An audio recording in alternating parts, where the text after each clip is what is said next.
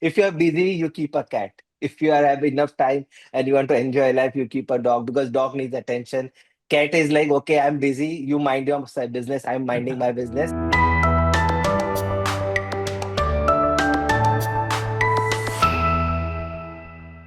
Hello and welcome to another episode of 8. My name is Sanjay Chakravarti. I'm the founder of Tag8. Today's guest is someone who is a second generation entrepreneur. Their business is 55 years old and he is an engineer from Georgia Tech as well as holds a MBA from ISB. I'm absolutely delighted to have with me my dear friend Amirali. Amirali, thanks for coming in. Thank you, Sanjay, for having me over here. Thank you. Pleasure to be here. Amirali, first question, one breath. Tell us something about yourself. Okay. Myself, Amirali Charania. I am from Mumbai. I've been bought and brought up in Mumbai. I have my wife named Sabira. I have two kids. Elder one, daughter Anaya, and younger one, Arik, a boy. I'm pretty like chill person, like to read little bit, have spent time a lot of time with family. I enjoy traveling to offbeat places and like pretty much having a small group of friends who I try to spend my time with and learn in life and enjoy together. Amirali, coming to the second question, again, one breath. Tell us something about Shake Hands. So Shake Hands is a brand, as you mentioned earlier, it's like a 55-year-old brand started by my father, in 1971. It's one of the leading D2C brand in India as of now in the self-funded category. We would be like one of the top players in India as of now. We have 5 stores and two dark stores. Our presence is majorly in Mumbai and customers feel that we are the one of the most like everyday low prices store and always available store and more like family driven store, and we have like long loyalty with clients. And in manufacturing, like Kennel, as I said, like parent brand is one of the oldest brand and been manufacturing a lot of quality pet products for pet parent market in India. You are in a business that almost 55 years back. I can't even imagine that there was a business which was specifically focused towards pet. I keep hearing that pre-COVID and post-COVID, the pet segment has completely changed. Would love your thoughts on actually, is that been a real change or is this a hype? And what are the changes that you're really seeing on ground? Definitely, there's been a change. Like Shake Hands has almost grown 50% since COVID. So I wouldn't say like it's a hype, but it has come in the picture. Earlier the story was silently growing. Now it is in the limelight. Like that's a major difference. And one of the major difference why COVID brought pet industry limelight, it was because it was an essential business. So all the businesses were closed and pet stores were allowed to run. So they were the business which were on. Our team was on the ground delivering and working, and the jobs were on, they were earning. So that's why it came into limelight. Like one of the things from business point of view, it's one of the business which is COVID proof, which is like an essential. So they thought it's a good place to be in. Also, alongside as during COVID, companionship and pets grew, and a lot of people adopted, and then they started feeding and all. So it's a combination of two things where it was silently growing, and suddenly you are in the limelight, and there are funding being given to heads up for tails and super tails coming in, and Amazon doing great. So basically, this player, Amazon was there in 2013. No one's talk about that, and heads up for tail is also way older, but post COVID all this like churning started happening and a lot of things got in limelight.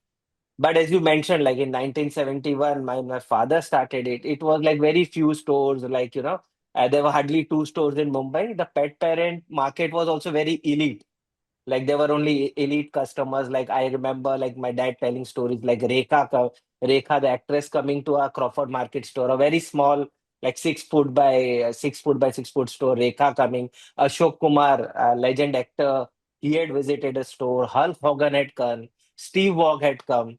So a lot of people have come to our stores because 2 3 stores are there and they want to see what's there. But the products that are there, which been did, are still with us now and they're still strong. It's not that the fashion has changed. products that we build now, but now the market has expanded.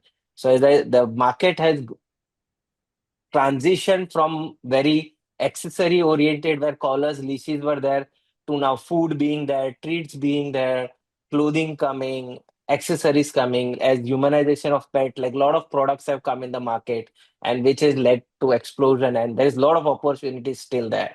Like it's growing and it's maturing, it's moving in the right direction.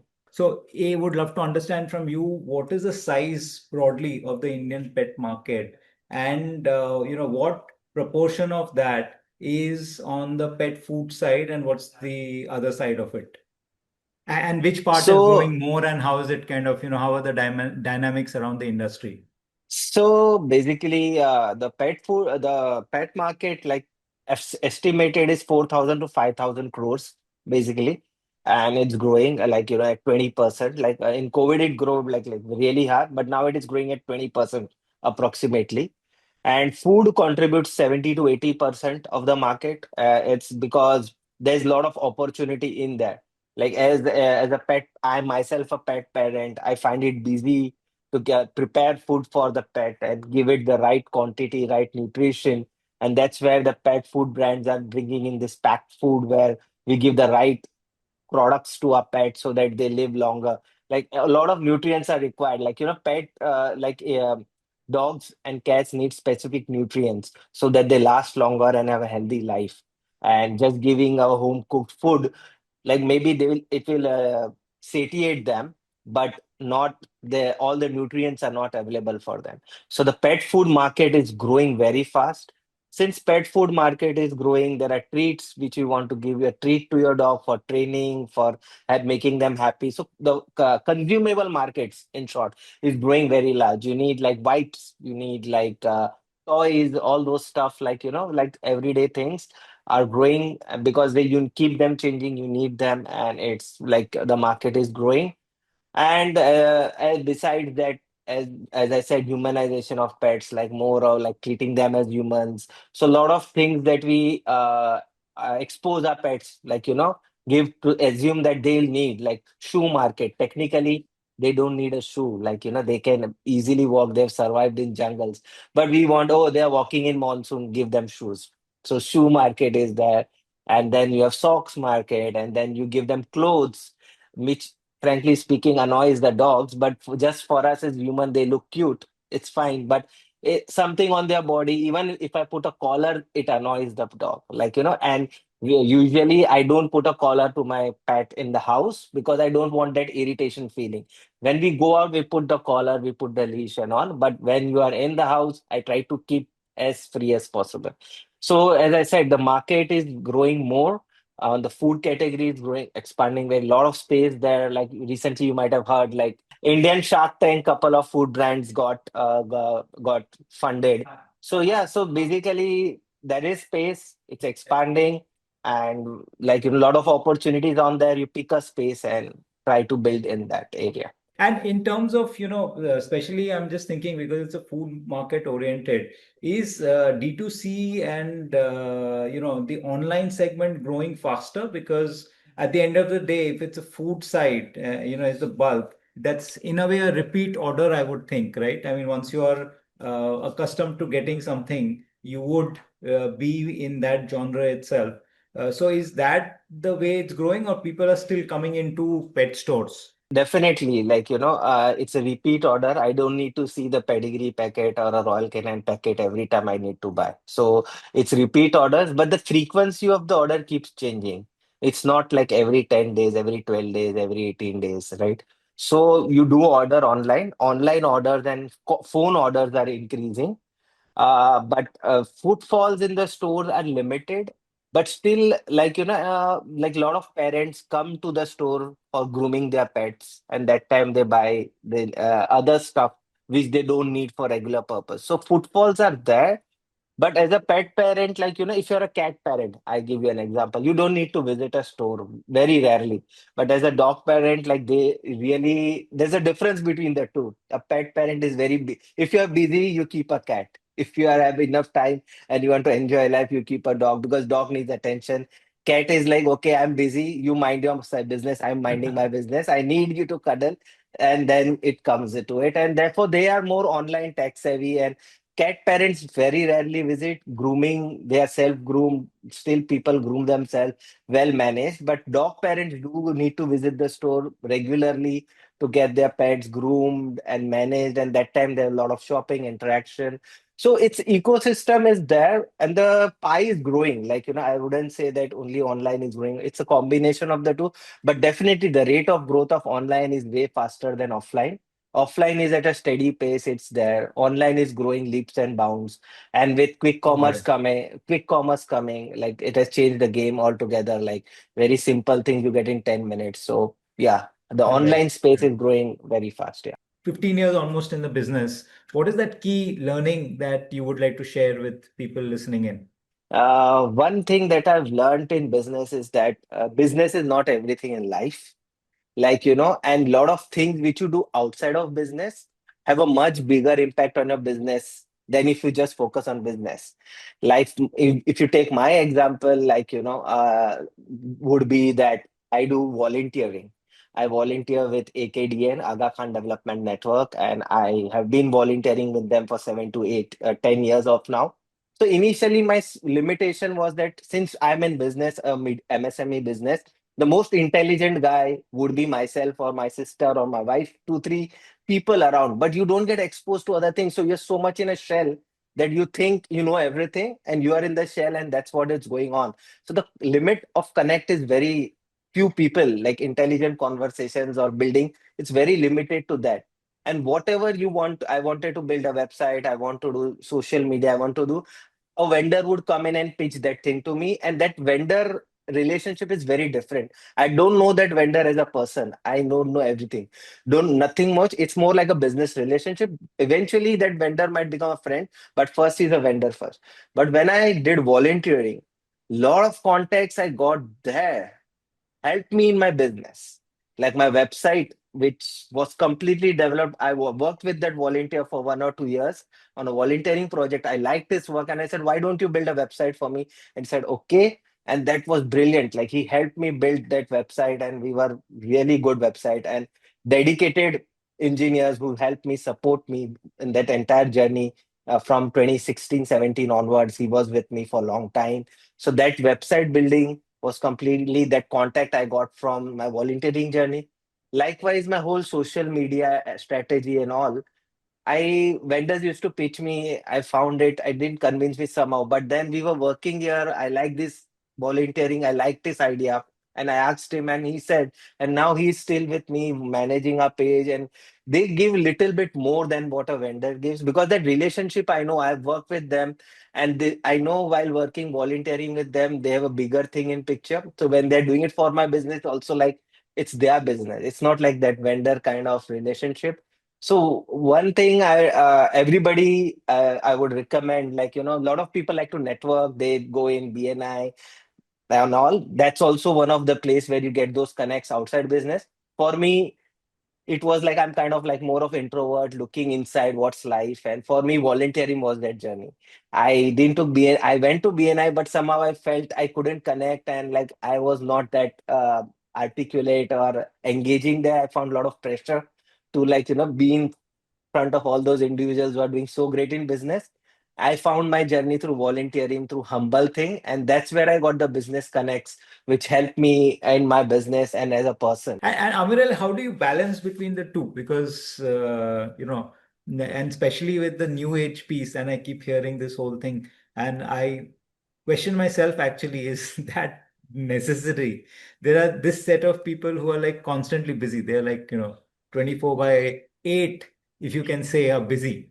And if you're not, you're kind of looked down upon, saying that, is he really engaged and serious or passionate about the business? Or to show passion, you need to show how much time that you are spending in that business. While you are saying that, listen, look outside, look at volunteering space, because that is non-commercial.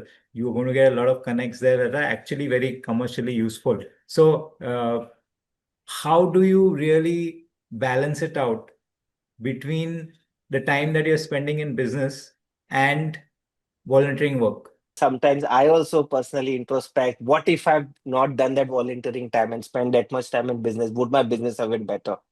So that's what if question, like, so it's very difficult to answer like what if such questions. But for me, it's like the satisfaction that I get from volunteerism helps me calm in business. Like business, it's always pressure, it's always being performance, and you are being judged.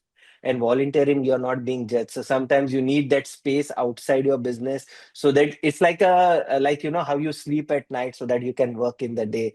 That way it's been volunteering for me, where like couple of hours or day. It's not that every day I have to go there. It's not that, but it's like more project based. When I give time, I give time. When I downtime, sometimes during my business hours, I have to give few hours, but mostly it is my downtime, little bit.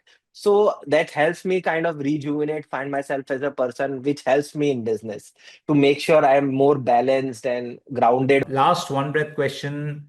Shake hands 8 months from now and 8 years from now. Shake hands 8 months from now would be more stable. Like last year had been little challenging with the quick commerce players coming in and little bit taking. But now we are again seeing the uptake. There are some green shoots on. So we want to balance, more stabilize, and it will grow more organically and seeing ourselves more stronger and stable. And we have been seeing that. So our strategy is to more make it more leveraging more AI tools to make it more stable and more take it more ahead. 8 years from now, we want to be a very strong player in the Mumbai market. Like we would like to expand more stores in Mumbai because we are an omni-channel store, as I mentioned, and we are very strongly based in Mumbai and leveraging our presence in Mumbai. We would like to expand more stores in Mumbai and being one of the major player in Mumbai. We are, but we want to be more stronger and bigger player in market so that we are one of the key players and making pet parent life better for Mumbai as well as India. My experience has been, especially that we've started the collaboration of having our pet trackers and working back with you. One is that the fact that we knew each other way before we kind of started working has been of tremendous help because we were up and running very, very quickly. So I reflecting back on what you said earlier, knowing someone from before and then working back with them becomes way easier. So I pretty much get your point. And at the same time, I must tell you, while you have set your target for 8 years, I feel that that's already there because I see, when I spoke to people, most people in South Bombay who have pets would know Shake Hands. And therefore, I see you already as a dominant player in this side. Uh, I'm guessing there'll be more stores around and really looking Definitely. forward to making trackers more visible and working closely together. Definitely. The product is brilliant. And whoever I've, as I said, like whoever I've shown the product, I'm very interested into it. It's just making that switch. And we like, it's the product is very good and happy to work with you guys to make it more available and make pet parenting easier. We're That really way. looking forward to that. And thanks for coming in, Amirali, and spending time with us. We'll catch up really soon. Thank you. Thanks a lot, Sanjay. Thank you. Thanks. Bye.